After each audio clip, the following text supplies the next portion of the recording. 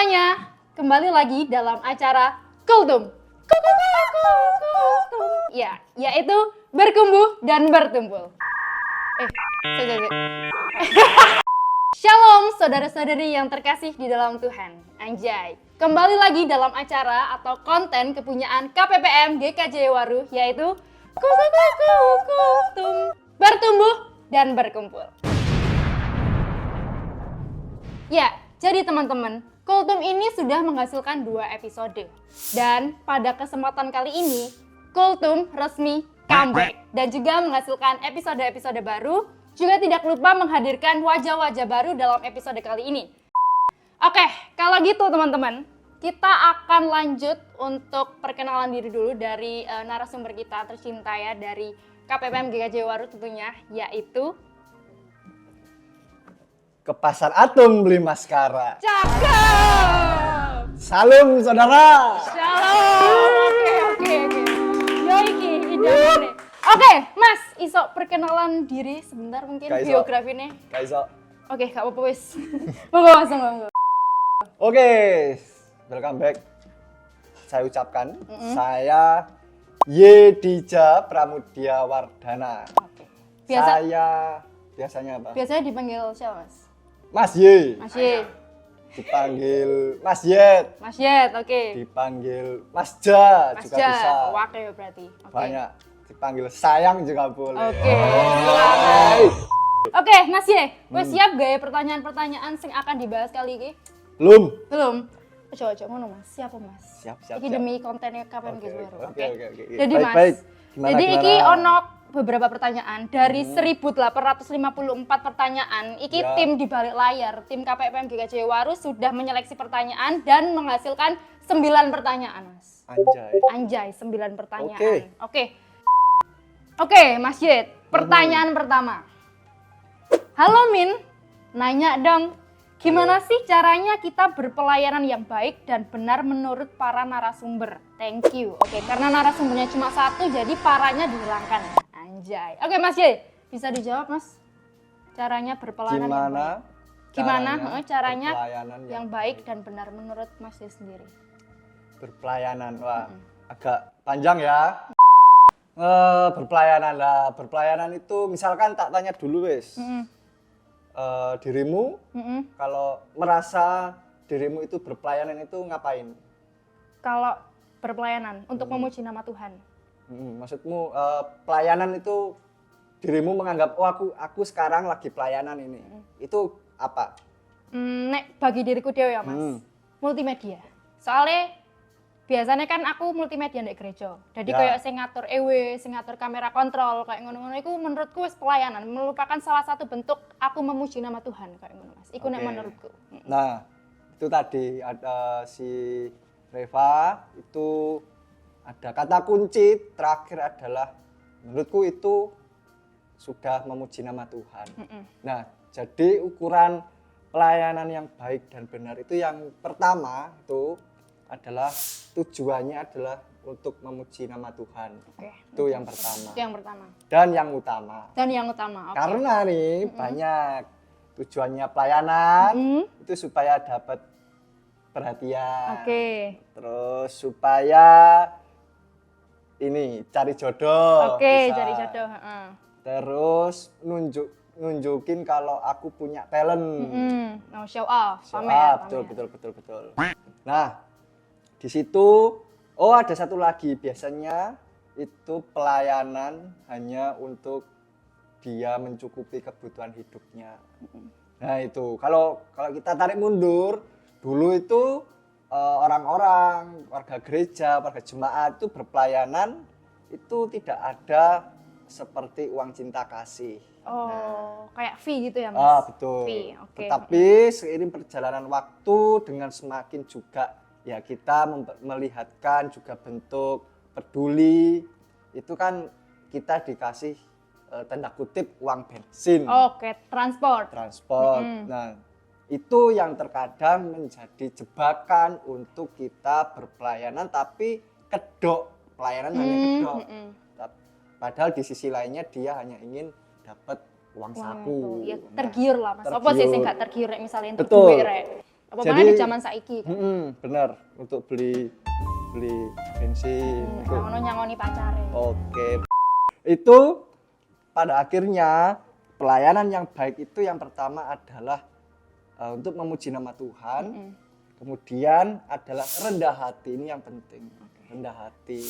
Jadi jangan, sekalipun kamu berbakat, kamu bisa main solo gitar atau Bisa piano nyanyi. gitar atau bisa nyanyi, terus ataupun dirimu biasanya pelayanan itu berteater ataupun kamu multimedia tadi bagian kamera di gereja yang bisa kelihatan banyak orang, itu jangan sampai dirimu ini loh aku, karena itu berbahaya.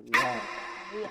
Itu Oke. berarti bukan untuk Tuhan yang utama, tetapi supaya ini loh aku. Untuk diri sendiri lah. lebih Enggak tepatnya. wandeng. Anjay. Oke. Anjay, mabar. Jadi kalau misalkan kita berpelayanan, kalau misalkan Hmm. tujuan kita untuk cari jodoh kayak gitu tuh berarti nggak benar ya Mas. Kalau untuk cari jodoh itu kayaknya bonus aja deh. Bonus. Karena nanti jodoh pasti juga bakalan datang sendiri, diambil sama Betul, Tuhan. tapi juga usaha ya. Kayak orang bener anjay kok ngene. Bejir. Oke Mas, Oke. jadi pokoknya yang paling diutamakan adalah untuk Tuhan. Untuk Tuhan, kemudian rendah hati. Jangan Oke. lupa itu. Cok lari deh. Oke, pertanyaan yang kedua. Iki salah satu pertanyaan favoritku bisa, Mas. Jadi gini. Saya kan abis putus sama pacar saya yang beda agama itu. Apakah itu bentuk perpanjangan tangan Tuhan sebagai rasa kasih sayangnya kepada diri saya? Anjay. Ini pertanyaan apa sangar, Mas? Ya apa Mas menurut sampean? Kelihatan ya. Yang menanyakan ini berarti dulunya nggak pernah dapat kasih sayang dari mantannya. Oke. Ya apa Mas? Nah, ini pertanyaan ini itu Pak, termasuk menjadi pengalaman spiritual bagi yang menanyakan. Nah, jika siapapun yang bertanya ini, kalau itu menurutmu adalah bentuk kasih sayang Tuhan kepadamu, ya maka rasakanlah itu sebagai bentuk perpanjangan tangan kasih Tuhan. Jadi nggak melulu, ataupun kalau misalkan Reva nih yang menanyakan. Misal ya Mas. Misal. Habis putus itu menjadi sebuah bentuk penyertaan tangan Tuhan. Ya mungkin bagi teman-teman lain ya gak mungkin lah, atau mosok apa iya. Tapi yang bisa merasakan itu adalah dirimu yang bersangkutan. Oke. Sehingga menurutmu ini adalah ya maka ikilah resapi bahwa itu memang betul-betul penyertaan tangan Tuhan. Oke. Jadi intinya adalah kembali lagi kepada diri kita masing-masing. Betul. Kita menganggap hal ini itu seperti apa. Kita menganggap apakah ini termasuk rencana dari Tuhan kayak gitu. Betul. Oke. Tapi ya gak apa lah, beda agama ya. Ya beda agama. Kok pasti ambek Tuhan dikai sing seiman kok Mas yo. Oke. Yo semoga aja lah Ya, semoga aja. Berdoa yang terbaik untuk kamu yang menanyakan hal Oke. ini. Mantap. Ya. Oke. Lanjut ke pertanyaan ketiga. Ih, kok udah gak jelas ya. Sakjane narasumbernya sapa? Sing ditakoki ya sapa? Kayak gini, Mas. Apa? Aku kangen. Masuk kan? wan ini anonim. Lah yo, anomali. Kudu anomali. Anonimus. Oke. Tapi kamu merasa gak? Apa? Iki sapa ngono? Nah, Wah, karo ya Mas ya, karo ya iki aku. Wah, ikut di bib ya. Oke, lanjut. Pertanyaan sing kepiro iki, Mas? 4. Apakah orang Kristen boleh ikut antri nasi pada saat Jumatan tanpa ikut ibadahnya? kon neng gereja gak tahu untuk mangan bisa. Padahal di gereja untuk mana loh Mas? Tapi dia goleknya di Jumatan. Mungkin yo meloi eventnya wong kono lah, gak apa-apa lah. Iki menurutnya Mas jadi apa? Aku pun biasanya nek posoan yo melu antri takjil. Takjil, oke. Nek Jumatan nih parah kan, sumpah parah. Sak mono nih kon gak diduit kayak tuku mangan ya. Tapi sajane gak apa-apa gak sih Mas? Maksudnya kan ya boleh ikut antri nasi ngono, gak apa-apa gak sih? Sorry ya, aku gak tahu mel antri antri kayak gini. Tapi menurut Mas Yadi sendiri, apakah hal ini masih bisa ditoleransikan? Gak apa lah, kayak lucu-lucuan. Kayak lucu-lucu. Daripada uripmu flat. Skykor berarti. Oke, berarti yo oleh-oleh ae lah yo. Sing penting Oleh-oleh lah. sing penting kan gak nyolongi sandale pas akhir Jumatan yo. Soalnya biasanya akeh rek kayak ngono. Ya gak apa-apa sih kan melok antri, sementing gak melok ibadah ya. Iya, login iku berarti hitungane. Lock out lah. Iya, sing penting konsisten dan toleransi. Gak usah disingkat ya artinya apa. Ya konsi. Oke, konsisten dan toleransi. Konsi. Pertanyaan kelima, wis Mas, lanjut Mas. Oke. Kalau misal kita lagi gak pengen ke gereja, terus sama orang tua disuruh ke gereja gimana? Kan jadinya nggak sepenuh hati. Oh iya, soalnya kan misalnya kita ke gereja, kita bertemu Tuhan itu kan harus sepenuh hati. Cuman iki konsepnya dia lagi gak pengen gereja Mas, tapi dikongkon ambek wong tua nih. Ini yang menjadi penyakit bagi remaja maupun bagi pemuda. Yuswo. Itu inilah penyakit sakjane ya, bukan kalian aja sih, kadang aku juga begitu. Nah, tapi jangan ditiru lah. Mari kita merubah stigma bahwa ke gereja itu hanya sekedar absen, atau kalian ke gereja sekedar cuma pengen dilihat bahwa kalian anak rajin ke gereja. Kayak lagune apa anak GKJW. Oh, sangar iku. Iku lagu favorit Mas. Ayo lagu favorit gitu. Aku anak GKJW yo. Iya. Aku anak GKJW. Nah, yang menjadi dasar kalian pergi ke gereja iki kudune ning katekisasi calon siji ono. Kok nek sampe takok iki kebacut. Padahal wis live in. Live in, sepurane. Nah, pergi ke gereja itu pertama, kalau kalian coba ingat-ingat lagi di materi katekisasi calon sidi, pergi ke gereja adalah didasari oleh pengakuan bahwa kamu adalah manusia yang lemah, kamu adalah manusia yang rapuh, kamu tidak bisa hidup tanpa Tuhan. Sehingga ke gereja itu adalah bentuk kamu mengucap syukur kepada Tuhan atas hidup yang telah diberikan oleh Tuhan. Oleh sebab itu, ketika kamu ke gereja itu atas dasar kamu bersyukur kepada Tuhan karena hidupmu sudah diberi berkat. Kemudian yang kedua adalah kamu mengakui bahwa kamu itu tidak bisa hidup tanpa Tuhan. Berikutnya yang ketiga adalah kamu adalah manusia yang berdosa. Sehingga kamu ke gereja itu adalah sebuah rangkaian pengakuan bahwa Tuhan itu segalanya dalam hidupmu. Jadi ke gereja itu Reva tidak hanya sekedar, biasanya kan ke gereja cuma ini. Aku dulu pernah mengalami ke gereja supaya bisa ketemu sama si doi. Ke gereja penyakit itu. Bener. Sekalipun ya mencintai dalam diam. Anjay. Kencana ya. Selain daripada itu, biasanya anak muda ini ke gereja supaya tidak dimarahi orang tua. Itu. Terus ke gereja cuma supaya tidak supaya dicap anak rajin ku mau. Supaya dicap beriman lah. Beriman. Dua iman. Betul. Pak Iman yang ngomongnya sih. Apa sih? Padahal intinya itulah Reva. Kan jadi nggak sepenuh hati. Nah itulah yang mari kita rubah. Sekalipun kamu inilah pasti ini di luar ini ya Reva, di luar nalar. Bukan di luar nalar. Di luar negeri. Di luar negeri. Pasti suatu saat kamu akan merindukan untuk dioprak-oprak. Ayo tangi nang gereja. Wis jam piro iki? Iya, betul. Oke, lanjut. Yut. Sam. Oi. Sam iku Mas. Ya. Wali. Oke. Sam. Kuota internet iso digawe kuota haji gak yo? Pertanyaanku nggo Sam Adya. Oke, kuota open trip ya iso. Sumpah. Pertanyaanmu lho. Oke. Pertanyaanmu kudune gak iki. Terus. Kudune ini apa jenis? Ziarah ke Yerusalem. Anjay. Ihir. Ihir. Mas Yedi jam main ke sawah. Cakep. Wah. Oke. Next pertanyaan lanjutan. Oke, iki ya salah satu pertanyaan favoritku iki. Dan iki abot ya gitu pertanyaan ini. Ini Mas. Kan Tuhan disalibkan untuk menebus dosa kita nih. Dan kita ada Jumat Agung sama Paskah tiap tahun. Apa artinya?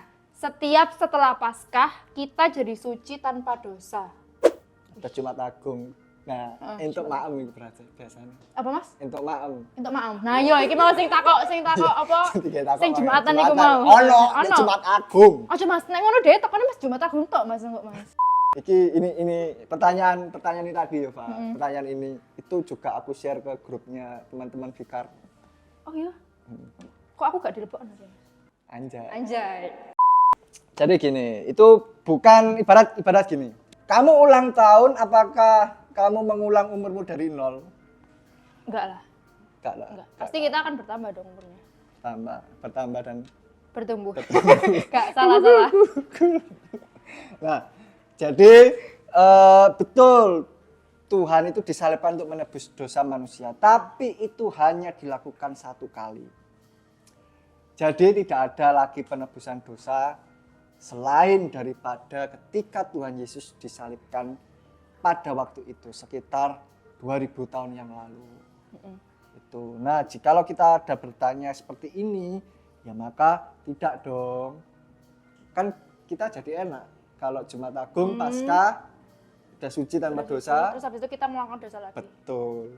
Nah, itu. Jadi dosa ini penebusan dosa ini cukup satu kali dilakukan oleh Tuhan Yesus, karyanya yang agung itu di kayu salib. Setelahnya kita memperingati Jumat Agung, kita memperingati Paskah itu, kita seperti mengenang apa yang sudah dilakukan oleh Tuhan Yesus kepada kita. Oke. Itu seperti kita diingatkan kembali. Ini loh Tuhan Allah itu melalui putranya yang tunggal itu sudah pernah atau sudah melakukan kasih yang begitu agung.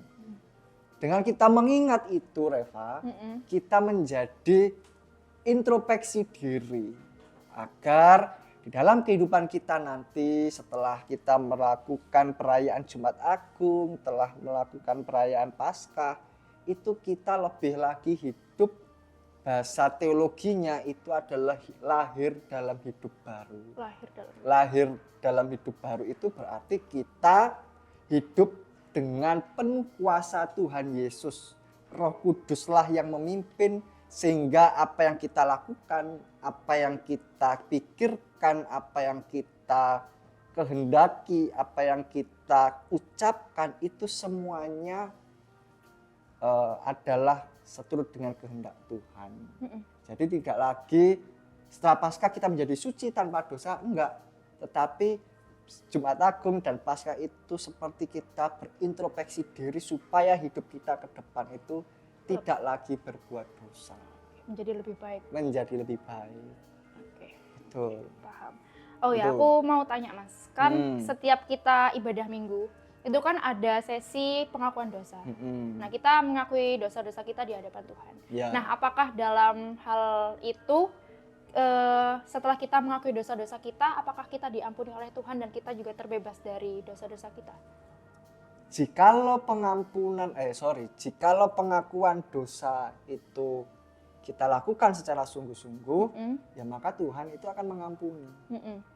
Nah, ibarat pengakuan dosa itu yang seperti tadi aku jelaskan, ibadah minggu, pergi ke ibadah minggu, itu ya salah satunya adalah dengan mengakui dosa kita. Nah, pengakuan dosa itu hendaknya tidak hanya dilakukan setiap ibadah minggu, tetapi juga setiap saat di dalam kehidupan kita. Nah, itu yang harus dicamkan. Oke. Tertampar sih aku iki, Mas. Soalnya kadang aku nek misalnya di gereja, aku kusyuk banget iki di bagian pengakuan dosa. Soalnya aku mengakui dosa-dosaku selama seminggu ikulah. Tapi dengan Mas Yadija ngomong kalau misalkan pengakuan dosa itu gak hanya dilakukan pada saat kita ke gereja, tapi dapat dilakukan setiap hari, itu juga jadi refleksi buat aku sendiri. Untuk introspeksi, kalau misalkan mau pengakuan dosa itu nggak harus di hari Minggu, tapi bisa dilakukan setiap saat. Kayak gitu. Iya. Ya itulah hebatnya Tuhan kita. Hebatnya Tuhan kita. Itu selalu mengampuni setiap Hosana. umatnya yang mau mengaku dengan sungguh-sungguh. Dengan sungguh-sungguh, itu camkan itu, dengar kau. Ya, lanjut ke pertanyaan berikutnya. Hukumnya pergi ke balkon saat khotbah apa, Min? Oke. Mungkin yang dimaksud balkon, apakah balkon itu yang dimaksud adalah altar mungkin depan mimbar? Keluar. Jadi sering ya orang itu saat khotbah, saat mereka khotbah mereka keluar ke gereja. Ya, boy iku neng jedeng, boy iku ngerokok kan gak ono sing ngeruh. Nah, iku menurutnya sampean, menurutnya Mas Yadija, hukumnya kayak ngono iku ya apa? Entah iku disalibkan, dihukum gantung mereka. Kan gak ero. Nah, iku menurutnya Mas ya apa? Gak duit dur. Gak duwe apa? Gak duit dur. Dur iku apa? Gak duwe akhlak. Ya, gak duwe akhlak. Gak punya akhlak memang ya. Oke, gak ngeregani sing khotbah iki. Piro sih? Gak ngono. Aku ngerti sih sapa iki pelaku-pelaku. Ya itu resiko yang harus kalian tanggung sendiri lah. Karena khotbah itu ya menjadi siraman rohani, padahal khotbah itu menjadi poin. Yes, khotbah itu poin bagi umat Kristen Protestan. Jadi gini Reva, tak jelasin, kalau di Protestan poin utama klimaks atau yang kita tunggu atau yang kita nantikan di dalam ibadah itu adalah khotbah. Sama seperti dengan Tuhan Yesus, yang dinantikan oleh para murid-muridnya itu adalah khotbahnya Tuhan. Khotbahnya Tuhan Yesus. Nah, sedangkan kalau misalkan contoh kalau di Katolik itu khotbah atau homili itu bukan menjadi penekanan. Bukan menjadi penekanan. Nah, tetapi rangkaian dari peribadahan itu ya itulah yang diresapi sebagai kehadiran Tuhan, penyapaan Tuhan, sebagai penghormatan kita kepada Tuhan. Sedangkan kalau di Protestan itu berpusat pada khotbah. Nah, itu mengapa mimbar di gereja Protestan itu selalu lebih tinggi posisinya. Misalkan kayak di GPIB itu posisinya itu di atas. Di atas. Ataupun kita kalau misalkan teman-teman dari GKJ Waru ketika Natal ataupun ketika retret mengundang pendeta dari GPIB, pasti itu khotbahnya lama. Nah, karena itu tadi Protestan itu pusatnya adalah khotbah. Nah, di sana itu kita mendapatkan penguatan, mendapatkan teguran, kita juga mendapat pengetahuan, mendapatkan tuntunan dari Tuhan itu yaitu dari khotbah. Sehingga hukumnya pergi ke balkon saat khotbah eman, sumpah eman. Basi lho lapo sih Mas wong iki pergi saat dek khotbah, padahal khotbah itu menyenangkan ngono lho. Nah, ini berarti ada hubungannya Reva sama yang pergi ke gereja tapi gak sepenuh hati. Tapi gak sepenuh hati itu bisa jadi, padahal yang dinantikan itu khotbahnya. Oke. Jangan diulangi lagi ya. Jangan diulangi lagi teman. Apa ada lagi? Ada, dan iki merupakan pertanyaan terakhir Mas. Pertanyaan terakhir. Gimana tahap-tahap mau jadi seorang pendeta? Soalnya nanti saya mau jadi pendeta tapi saya jarang baca Alkitab. Gimana tuh Mas? Oke, menjadi pendeta padahal jarang baca kitab suci. Kenapa harus ada kalimat jarang baca kitab suci? Aku biar dia ngono sih, gak ada gereja malah. Tahapnya teman-teman daftar sekolah atau kuliah teologi. Ada kalau GKJW itu ada Universitas Kristen Duta Wacana di Yogyakarta, ada Universitas Kristen Satya Wacana Salatiga, dan juga ada Sekolah Tinggi Filsafat Teologi di Jakarta. Di Jakarta. Itu 3 kampus yang inilah kredibel dengan entah itu teologinya GKJW atau dengan kurikulum pendidikan yang sesuai dengan GKJW itu ada di 3 kampus itu.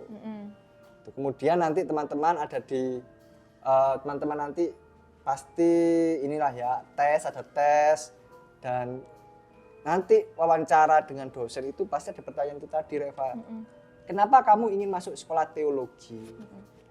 Nah, kalau jawabanmu itu karena kamu ingin sekolah pendeta, nah kamu nanti pasti dari mana kamu tahu kamu ini dipanggil untuk menjadi seorang pendeta? Emang Tuhan sudah WA kamu? Tuhan nelfon apa? Emang Tuhan nge-follow IG kamu, terus nge-DM kamu? Nge-DM kamu.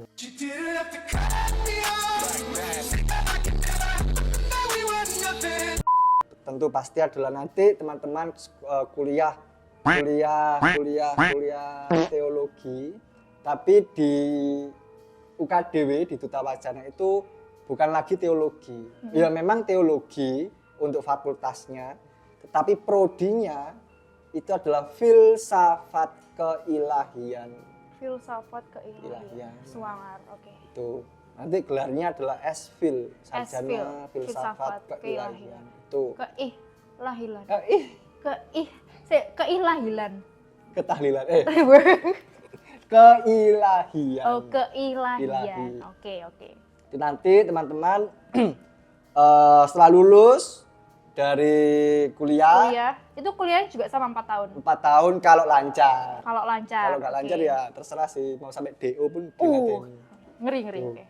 Kemudian setelah lulus, dapat ijazah, kembali lagi ke sinodenya masing-masing untuk untuk laporan bahwa ini aku sudah lulus, sekarang aku mau mendaftar untuk menjadi seorang vikar. Iku vikar, oke. Vikariat. Itu ibarat kalau di kedokteran adalah koas. Koas. Setelah vikar minimal atau paling cepat itu 2 tahun. Kalau layak ditahbis kan menjadi seorang pendeta. Itu. Nah, tetapi yang perlu sorot. Betul, yang perlu disorot itu adalah kenapa kamu ingin jadi seorang pendeta? Karena pendeta itu adalah anugerah dari Tuhan. Jadi kalau anugerah berarti itu memang betul-betul dipilih oleh Tuhan. Sekeras apapun dirimu berusaha untuk menjadi seorang pendeta, kalau itu bukan anugerah dari Tuhan, ya maka kamu akan gagal di tengah jalan. Dan lagi kalau kamu hanya fokusnya ingin jadi pendeta, terus kalau kamu sudah kesampaian menjadi seorang pendeta, kamu akan kehilangan visi misimu setelah menjadi seorang pendeta. Itulah kenapa kok kamu ingin menjadi seorang pendeta, karena dipanggil oleh Tuhan, merasa ada panggilan. Nah, kalau hanya berhenti sampai pada situ, maka nanti ketika di tengah jalan itu pasti gagal. Pasti ada rintangan-rintangan. Kalau nanti juga sudah jadi pendeta, maka kamu tidak akan ada visi misi lagi, karena visi misimu sudah tercapai, ingin menjadi seorang pendeta sudah terrealisasikan. Itu. Nah, ada lagi yang jadi seorang pendeta karena ingin menaikkan derajat sosial. Nah, itu yang harus dihati-hati, jangan tapi, sampai. Kalau misalkan derajat untuk tujuannya untuk menaikkan derajat sosial, apakah salah juga, Mas? Ya berarti itu tadi kita akan stuck. Kalau sudah menjadi seorang pendeta, biasanya kalau ingin menaikkan derajat sosial maka pasti jatuhnya adalah orang itu selalu ingin dihormati. Itu yang saknolah jemaatmu sumben. Tuh. Selalu ingin dihormati. Setuju. Jadi tidak ada patokan jarang baca Alkitab atau jarang ke gereja. Itu ketika kamu nanti kuliah teologi itu kamu pasti diajak untuk menggumuli panggilan itu. Apa kamu juga betul-betul merasakan apakah ini benar panggilan Tuhan? Karena kita tahu ada pendeta Agus itu orang Semarang, itu dia full tato badannya, seorang pendeta. Dia tidak memegang jemaat tetapi dia mengabdikan diri sebagai pendeta itu untuk melayani orang-orang yang termarginalkan. Siapa? Biasanya yang saat ini itu yang dia layani, itu yang beliau layani adalah orang-orang yang misalkan PSK, kemudian anak-anak jalanan, kemudian orang-orang yang sudah terjangkit HIV, AIDS, orang-orang narkoba, orang-orang adiuswot, kemudian transpuan. Beliau membantu mereka. Beliau yang membantu membantu mereka karena ya panggilannya untuk menjadi seorang pendeta adalah bersaksi ataupun mewujudkan cinta kasih Tuhan Allah itu ya kepada orang-orang yang termarginalkan. Jadi ada visi misi yang harus kita tahu. Nah, misalkan kalau biasanya ada nih, Fa, aku ingin menjadi seorang pendeta karena aku sudah sering melakukan pelayanan. Padahal menjadi seorang pendeta tidak hanya berpelayanan di gereja aja, tapi ya juga banyak yang harus kamu pikirkan. Betul. Terlebih yakin tak akan jadi pendeta GKJW. Pendeta GKJW, yakin lah. Jadi jarang baca Alkitab bukan menjadi suatu penghalang untuk kita menjadi pendeta. Ya, teman-teman, itu tadi perbincangan panjang kita, siraman rohani malam ini. Luar biasa. Jadi aku mau mengucapkan terima kasih pertama-tama kepada Tuhan Yesus karena sudah memberikan kesempatan untuk kita bisa bikin video baru di Kultum kali ini, dan juga saya mau terima kasih banyak kepada Mas Yadija yang mau menjadi narasumber di episode Kultum kali ini. Semoga Tuhan Yesus memberkati ya, Mas. Aku juga mau ngingetin buat jangan lupa kalian nonton di episode 1 dan juga episode 2 Kultum. Kemudian jangan lupa follow Instagramnya GKJ Waru @kppm GKJ Waru. Terus abis itu subscribe karena subscribe itu gratis. Kita akan penutupan. Briefing.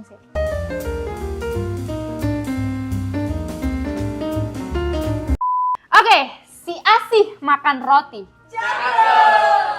Terima kasih dan Tuhan Yesus. Si